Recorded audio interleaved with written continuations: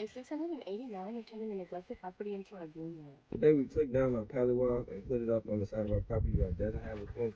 It's just temporary until we get one on that side as well.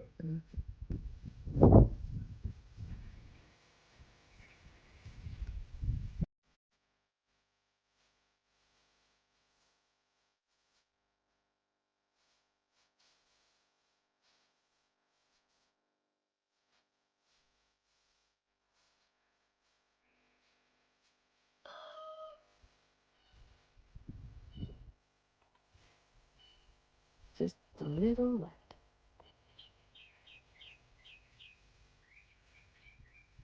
This is my boy Unicorn. He's a Nigerian Dwarfville mix.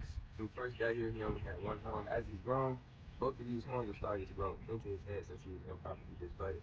So every few months, we have to turn these back so they don't keep going into the stone. Really cool, though.